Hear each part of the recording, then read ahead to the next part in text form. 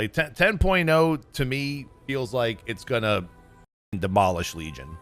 That's a hard thing for me to say, but because I love Legion so much, but I think 10.0 could possibly demolish Legion as one of the best expansions probably of the last decade. Main story in each zone are around hunting ancient sky whales and building large igloos.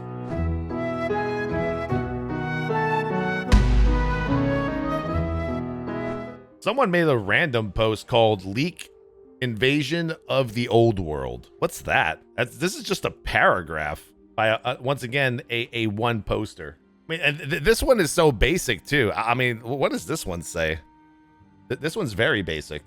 Invasion of the Old World. Something beneath Azeroth is causing old worlds to shift directions, causing Kalimdor, Eastern Kingdom, Northern End, Pandaria, Zandalar, Colteris, and the Broken Isles to combine into one massive landmass. You mean the way it was before the Sundering?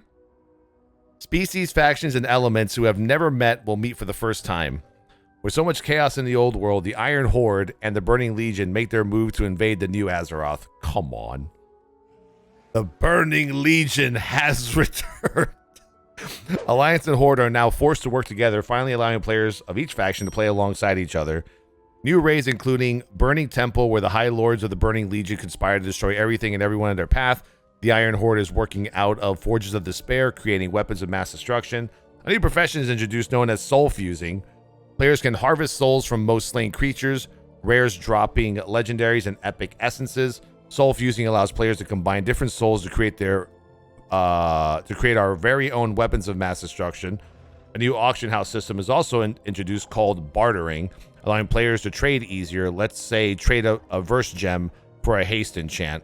This can now be done through the auction house for as little or big of an item you'd want. Hey, you know what? It's a story. It's a story. I'll give this one a 5.7 out of 10. Let's give it a 5.7. Has there been an expansion leak that was correct? No. I don't believe so. What the hell? Dude, is this you? Is this you again on a new account? How many VPNs do you have, bro? Not only that, but you copy pasta the disgruntled senior citizen thing. I mean, the senior artist thing. Senior citizen. Oh, here we go. A disgruntled senior level designer at Blizzard who recently resigned and is in my guild mentioned this one. Yeah, so apparently they just had a random conversation in Discord and you just had all this information in a Discord convo. You literally copy pasted this part from the previous one you did. Rise of the Tuskar Isles. 5 zones thematic to the different Tuskar clans. Main story in each zone are around hunting ancient sky whales and building large igloos. One zone is fully dedicated to endgame content, a la Suramar, which you said in the previous post. This is the zone thematic to the Tuskar King. Elder Konani is a central character here. This is also the location of the Tuskar's frost resistance, which the story will dive into. The first raid is located in the zone, a massive igloo, a la Stormsong Valley. The turtles in Northern did not die and are in the background. Of course this is fucking fake. What do you mean? New PvE system, igloos. Procedurally generated igloos that will feature a variety of different bosses to fight. So you basically copy pasted procedurally from the previous one. Gotcha. You gotta come up with different wording here, bro. I'm seeing your similarities way too much. New class, Trapper, male class. 2 specs, range DPS with fishing nets, super large fish nets for tanking. What is happening right now? Level cap 70, time walking zones 1 to 60. Shadowlands added to Chromie, Old World revamp. Let's see. Notable zones that are overhauled include Dragon Blight and Howling Fjord. These will have content related to max level, and players will visit them briefly during questing. Vrykul has a major presence in Howling Fjord. Kamaga is updated in a larger quest hub, but not as portrayed in Hearthstone. The Murlocs are once again a major player in Dragon Blight. Wait, they were a major player in Dragon Blight? Major professions overhaul, large focus, multiple new developers recruited specifically for this. You said that already. Oh my god. You legit copied a lot of this stuff from another leak. Even the last sentence is 100% copy. This leak is this least real leak so far. Okay, so I'll give you a 2.5 out of this for no creativity and actually including Tuskars, turtles that never made it to the water, and fucking super large fish nets for tanking. You definitely get a down vote there. 2.5 out of 10 on that. Apart from your shitpost, one thing that I will say is that I think it would be cool if the next expansion was a break from all this shit. Somehow. Like, you think about it, like, Pandaria was kind of like a break, right? And I was very happy when that happened. Except until we got to Garrosh and then the old god stuff happened again. But whatever. It was basically a break. Like, I wouldn't mind a break expansion. I'm not saying not even hard world reset, just a break. You know, let there be an expansion that's really good, and that expansion can set the tone to continue the story from where we leave off in Shadowlands. Dude, this is what I loved about Legion. This is why Blizzard needs to somehow do this again. The fact that, like, you do quests in Legion for things like your class mount that take you back to, like, Thousand Needles and stuff like that, that's kind of cool. That's the kind of, like, old world stuff that I like. I don't want the whole world to be revamped so that I have to level here again, but coming here for a purpose, like a quest, is cool. I mean, Legion was probably, like, the last expansion in recent memory that actually made old areas relevant for just a slight moment to make it feel good. So this is a post that was made yesterday. It hasn't been deleted yet, which is a good sign. I'm not even sure why some posts get deleted and others don't. Maybe it's just the mods think some are so outrageous that it's almost impossible for it to be, like, legitimate. I don't know why they would delete these leaks. I think there's too many though. Like, this is like the most leaks I've seen, right? Or leaks, they're all fake, but they're fun to read. In a while, right? Like, there's usually not this many. Let's see what they have here. First sentence already, I'm just gonna dismiss. I was a dev on WoW until just last week. So what, do they want you to think that it's Johnny Cash or something? I've been with Blizzard for over a decade, Johnny Cash, and I've always wanted to do this. Here's the next expansion. First of all, what developer is working for Blizzard, making video games, making content, making everything that says to themselves, I've always wanted to go to the most glorious forum of cesspool idiots in the entire world, an MMO champion, and make a post about leaking the next expansion. Yeah, who says that? That works at Blizzard. Yeah, out of all places, MMO champions where I want my leak to happen. Yeah, I'm saying there's not that many. Like, you can't even count, like, how many people. It's like, what, 1 or 2 people that work for Blizzard for more than 10 years have left recently or last week. There's only one that left last week. It was Johnny Cash. Unless you're telling me Johnny Cash is on MMO champion forums leaking shit, then I don't know. Well, let's entertain ourselves. Obviously, we've been working on this since before Shadowlands launch, normal. An original schedule was to have it announced at BlizzCon 2021. As you know, live BlizzCons are impossible now. And Return of the Dragon Isles was set to be the main announcement at a February 2022 BlizzCon before that was also canceled.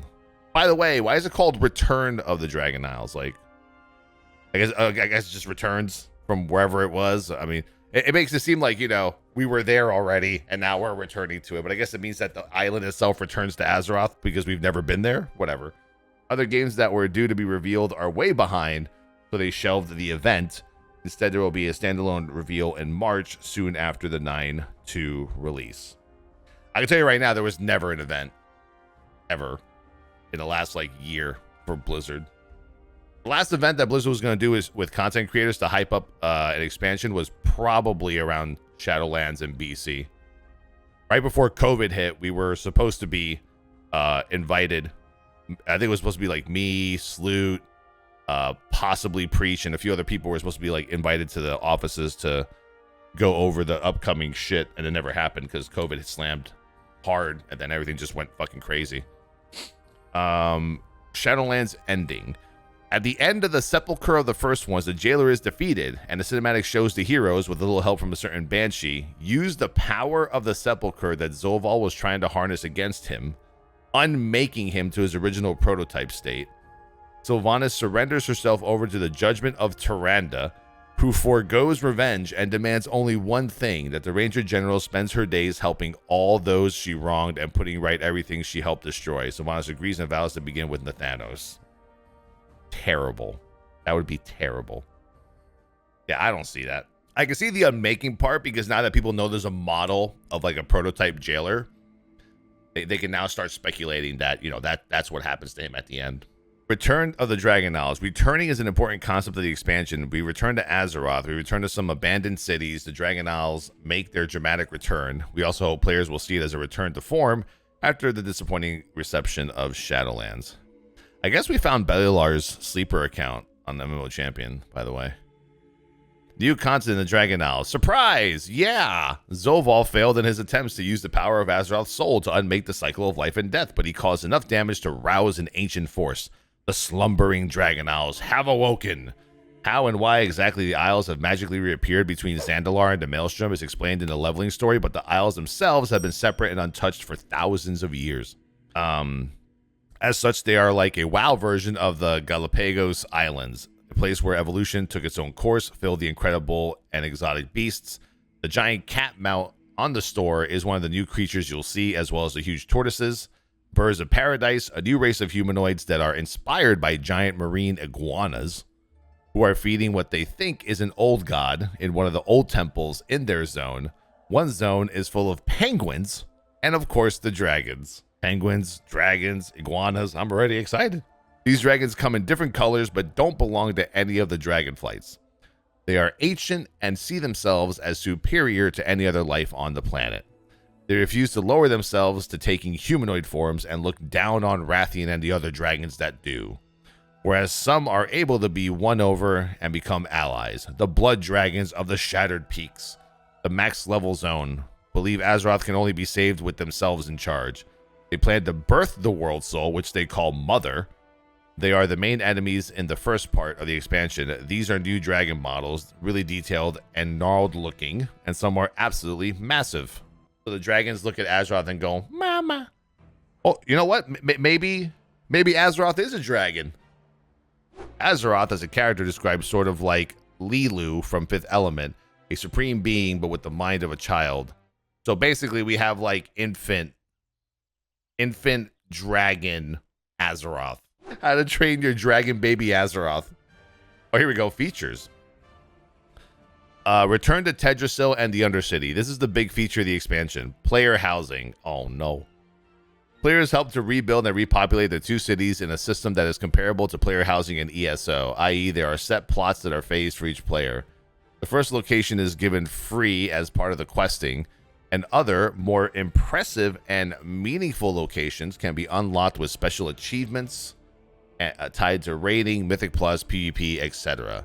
The player fills them with trophies from boss kills, weapon transmogs, and other on their weapon rack and furniture that is made by crafters. New profession, carpentry, bold, is a big part of this, and in general, all professions in RDI have a ton of new player housing items they can make. Apart from cooking fires and anvils, etc., furniture is purely aesthetic. There are no mines or herb gardens or banks available like in the WoD garrisons. This is real. This is real carpentry, huh? So what they're saying is we're rebuilding Tedrasil and Undercity. And what, like, is Sylvanas going to be like the main point of contact for carpentry or something? See, to me, honestly, I would be disappointed. I'm not a big housing guy. If the housing is good enough to get into, I get into it. Like WildStar housing, I got into WildStar housing, hardcore. I loved it, but every other game has never kind of captured me housing wise. But if they were to come out with 10.0 and say the best feature of this entire expansion is housing, I'd be like, all right. Okay, I guess. Like for housing to actually be the biggest feature of an expansion, you would have to tie everything into it. World quests, dailies, reputation, rating, like it says there, Mythic Plus, PvP. It would have to be like the new funsy shit to do that doesn't give you any. You know what? If this were true, maybe it is, who knows?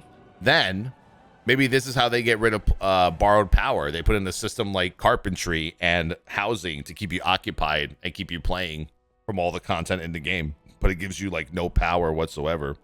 Now, I wonder if you would get like, you know how in New World you get trophy buffs for your housing? That would be cool to have like some sort of like questing buff or dungeon buff or like, you know, more damage against rares in the Dragon Isles or something like that. Would be kind of cool.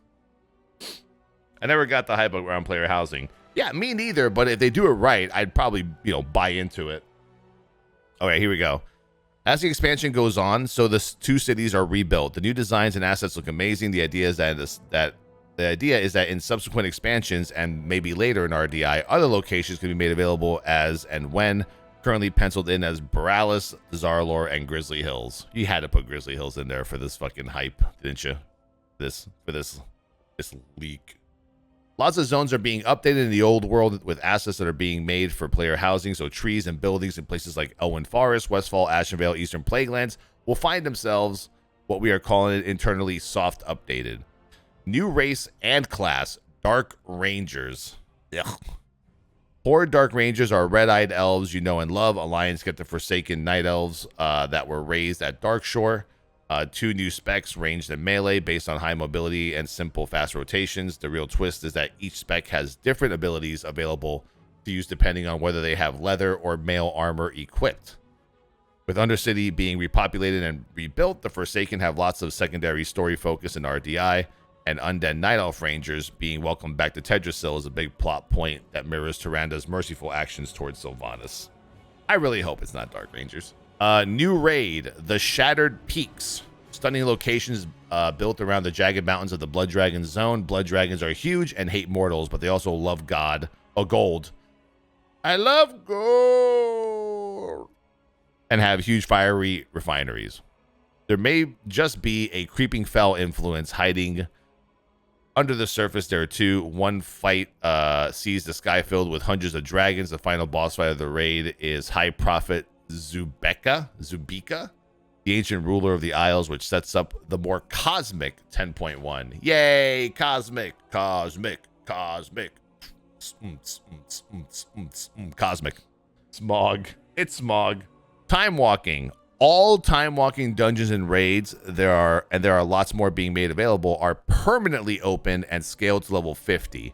New level cap is 70. Time walking tokens can now be used to buy just about every transmog set, weapon, and raid drop mount for each expansion from the appropriate vendor.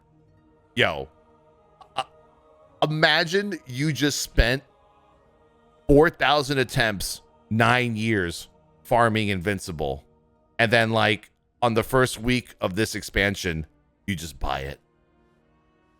Bro, how mad would you be? How mad would I? You know, like, oh, do I have to keep reading? Oh, there are some exceptions to this. There is no Invincible on the vendor, but Tusks of Manaroth are currently planned to be every 2 weeks. A different expansion will be the focus of an event that gives extra rewards for completing the dungeons. Here's the thing, though. If this leak were true, and this dev has been working for 10 years. You expect me to believe that there is already systematically in some server a Dragon Isles expansion that they're working on already with vendors and currency to purchase with? Usually that's like the last shit that goes into the expansion. Is this leak from a disgruntled mouth farmer? Maybe. I guess the idea of that it's not going to be on a vendor is probably what they're talking about there, right? It's 100% fake. Oh, I guarantee it. It's fun to read, though. Honestly, like, this part by itself sounds perfectly fine. Like, I like the idea of time walking being, because this is something that the whole community wants, right? Everyone wants time walking up all the time, no matter which raid it is. Dragon scale gear, the main max level progression system. Players are given a dragon scale from each of the 5 dragon flights, each of which awarded the ability. Nope, stop. We just did this. We just did this in Shadowlands. We literally just did this. And you know what? I'll tell you one thing. That's what I'm afraid of. if it is Dragon Isles and there's the 5 aspects or whatever, I'm afraid that Blizzard is going to redo the Covenant system, but with dragons instead. And I swear to God, if during the interviews for the new expansion, if it is Dragon Isles and we have another Covenant system and they even mention the fucking word meaningful choices, like I will lose my mind if they even say the words meaningful choices. Yeah, if we have to get a special ability armor from each Dragonflight, then it better be ripcord pulled from day one. From the first day of alpha, ripcord needs to be fucking pulled. The scales fit into a new special armor slot on the UI and can be leveled through currency gained from all gameplay activities, even crafting. Only one scale can be equipped at a time. Whoever wrote this, I hate you. The Black Dragon scale is a PvP ability. The green scale is a healing survivability. It'll be I'll be honest, it still needs a bit of work, but it's kind of the thing the beta and player feedback should really help with. Okay. There are, of course, new dungeons. Everyone is especially excited about the Ravenous Fold, the descent into the Old God Temple at the center of the Iguandian Stones zone. Imagine jumping into this Salak pit from Star Wars, but it's full of N'Zoth tentacles, and there's major lore surprise at the bottom. One thing I can say that the team has been having a lot of fun working on RDI. After Shadowlands, it has been awesome to make stuff in Azeroth again, and RDI feels like a Warcraft expansion, if that makes sense. I'm kind of expecting this to get lost in a flood of fake leaks right now, and that's fine. I look forward to people coming back to it when the expansion is announced. Wow, what a very confident post this is, huh? Okay. Interesting. This might bring me back, so it must be fake. No way Blizzard will do anything I even remotely want.